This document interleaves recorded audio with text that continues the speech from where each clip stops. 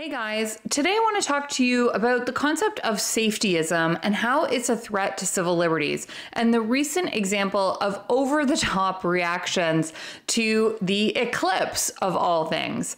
This should go without saying, but apparently it must be said, a solar eclipse is not an emergency. But some safety-obsessed public officials seem to think it is.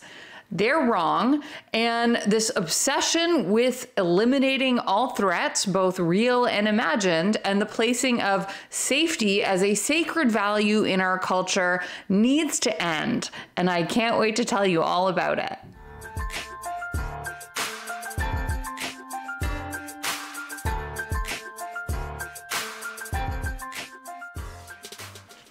If you're new here, welcome. My name is Christine, and I'm the litigation director with the Canadian Constitution Foundation, a legal charity that fights for fundamental freedoms in Canada.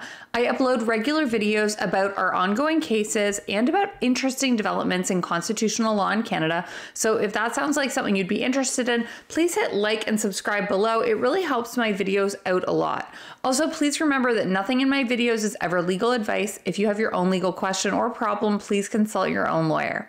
So in case you've been living under a rock, there is a total solar eclipse that will be visible in parts of Canada on April 8th of 2024. And in Ontario, there will be just over 2 minutes of darkness at around 3:18 p.m.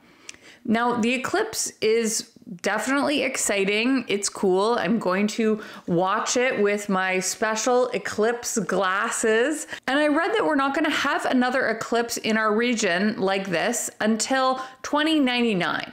And this eclipse is supposed to be even more special because at this time of year, there's more solar activity. So we actually may be lucky enough to see some solar flares during this eclipse. It's really exciting. It's really special. But based on the reaction of some safety-obsessed public official, you would think that it is the end of the world. It is somehow terribly dangerous. Now, I understand it can be dangerous to stare directly into the sun. That's why I have my special glasses. But it is not an emergency. And now I have to say, I have school-aged children, and on April 8th, their classes have been canceled. Some school boards in Ontario have canceled classes for the day, citing safety concerns as the reason. Now, some places have gone even further. In Niagara, the regional chair, Jim Bradley, announced on March 28th, so 11 days before the eclipse, that the entire region, from Grimsby to Port Colborne to Niagara Falls, was entering into a state of emergency as of March 28th because of the eclipse. This is a state of emergency under provincial legislation called the Emergency Management and Civil Protection Act. And Regional Chair Bradley said that this was, I'm quoting him, to accommodate this once-in-a-lifetime event and out of an abundance of caution, because he said Niagara Falls in particular is expecting an increase in tourists who are there to visit to see the eclipse. Now, this is all way over the top, and in the case of the state of emergency, it is also illegal. The statutory definition under the Emergency Management Civil Protection Act is not met by an eclipse.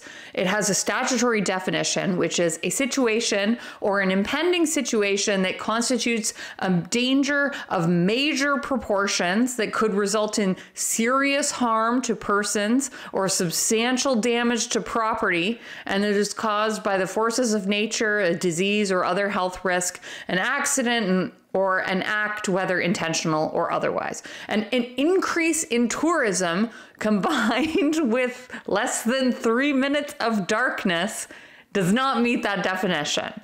If it did, then New Year's Eve, the Toronto International Film Festival, any community event of large size, any protest, these would all be emergencies, which obviously they are not. The good news is that this piece of legislation, the Emergency Management Civil Protection Act, actually gives the Premier, Doug Ford, the power to rescind this illegal and illogical performative declaration of emergency. And there's a precedent for it. In New Brunswick, the town of St. Stephen declared a state of emergency over homelessness. Now, homelessness is a serious, complex social issue.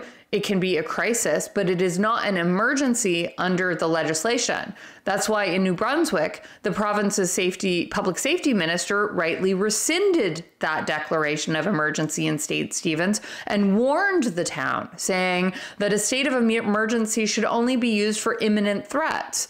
The trend of municipalities declaring emergencies over social issues or increased tourism really needs to be stopped before it gets out of control. And Premier Doug Ford has an opportunity that he should take now. So I encourage you to actually write to the Premier, write to him at premier@ontario.ca or doug.fordco@pc.ola.org to tell him why he should rescind this emergency. Now, I'll explain in this video, if you keep watching, exactly why allowing a performative declaration like this is such a big problem.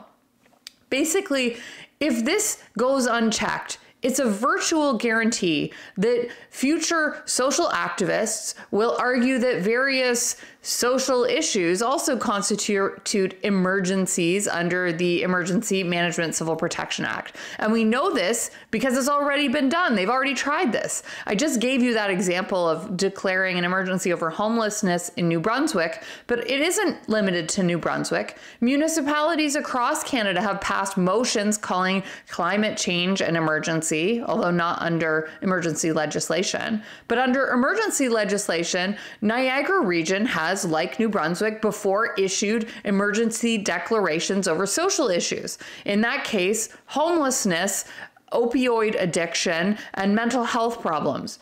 Now, that makes Niagara, once again, an unfortunate leader in Ontario in expanding the scope of what constitutes an emergency under this legislation. And in that case, Chair Bradley said that the declaration was to send, quote, a signal to the province that they believe that these issues constitute an emergency and to give a signal for additional funding from the province. Now, declaring an emergency does not do anything to result in extra funding from either the federal government or the province. This seems to be a misunderstanding that a lot of municipalities have about how this legislation works. And as I've said, homelessness, opioid addiction, these are serious social issues, but they're not emergencies. And in fact, before Chair Bradley confirmed there was going to be an emergency, he actually wrote a memo 2 years prior in 2021 to regional council acknowledging that. He said that if they were considering issuing this declaration of emergency over a social issue like homelessness, he wrote warning them that such a declaration would be symbolic and that it doesn't grant provincial funding and that the Emergency Management Civil Protection Act was not designed to address social and economic problems of an ongoing systemic nature that can't be resolved within days, weeks, or months. And in the same memo, Chair Bradley cautioned regional council that such a declaration may set a precedent for similar declarations to be made in the future, as well as an expectation that there will be additional resources allocated. Now, that's exactly what happened. Niagara Region has now once again issued a performative declaration of an emergency, this time over an eclipse. And the mayor of Niagara Falls, Jim Diodati, said on CBC News, incorrectly, that a declaration of emergency will unlock provincial and federal funding. It does not. So Doug Ford, back in 2023, when Niagara first did this, he should have rescinded that declaration. And some news articles have called that original Niagara Declaration the emergency that will never end. And ultimately, the Niagara Region gave up on their own emergency and they segued it into a crisis. But all of this is very bad. A performative declaration actually has consequences because the Emergency Management Civil Protection Act comes with some real powers. The principal grant of authority to heads of council, like the regional chair or mayor, it's laid out in section 4 sub 1 of the legislation, and it allows the head of council, the mayor or regional chair, to take such actions and make such orders as are necessary and are, quote, not contrary to law. Now, there is some debate about the scope of that grant of authority because, frankly, Ontario's emergency legislation is badly drafted and confusing. But according to constitutional lawyer and a specialist in parliamentary and emergency law, Lyle Skinner, who's a friend of mine who I've known for a very long time. I was talking to him about this piece of legislation, and he confirmed that the powers under the Emergency Management Civil Protection Act can be used to do things like impose a curfew or the rationing of goods. So, I mean, just imagine if there's a declaration of a emergency over a social issue like climate change or homelessness, how a municipality might use those powers on the citizens of that city. So in this case, the region actually isn't using extreme measures. All they did was close a variety of public services like child and family centers, public health offices, parenting courses, canceling seniors community programs. But all of this is really over the top because they closed all of these programs, daycare centers in communities like Port Colborne, which is more than 30 kilometers from the crowds in Niagara Falls. So even if closing these services was necessary in some limited cases, like right in Niagara Falls, it still wouldn't have required a declaration of an emergency. The city could have just closed those services. Large crowds can be managed by police using existing powers under the Highway Traffic Act by closing roads. The city and the region could activate their emergency operations centers, which are physical locations where the leadership of a municipality can gather to collectively support emergency response.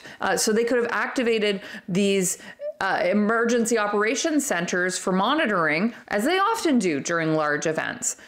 Now, another thing Niagara Region may claim is that they declared an emergency under the Emergency Management Civil Protection Act because Section 4.1 of the Act also states that once an emergency declaration is made, the municipality or region can implement their emergency plan, which is a pre-planned series of actions that they can take. But it's important to know that the emergency plan can actually be implemented without a declaration of an emergency. Its use is not contingent on a declaration. In Niagara Region, if an emergency exists but is not yet declared, the region's employees and first responders can still take actions identified in that plan.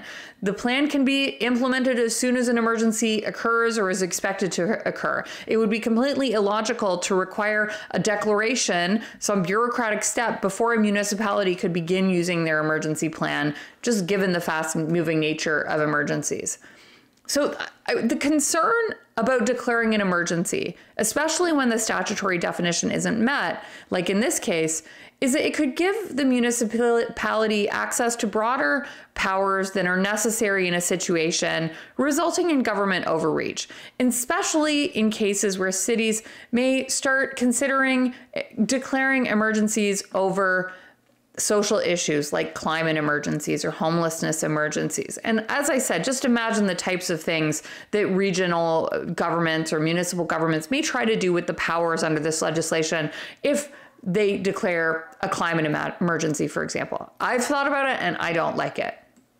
So the obsession with safety and the expansion of what we consider an emergency or what we consider dangerous is just ridiculous and it needs to stop. So please write to the Premier. The eclipse isn't for a few more days, so tell him to rescind this now or he's going to be dealing with municipalities all over Ontario claiming every single thing that happens is an emergency, demanding extra funding or threatening to use powers to deal with imagined situations and emergencies. So you can reach Premier Ford at premier@ontario.ca or doug.fordco@pc.ola.org. Let me know if you do send him a message. And if you hear anything back from his office, I would love to know if he responds. I have heard that he responds to emails. Okay, that's all for this update. Thanks for watching, and let's keep fighting for freedom in Canada.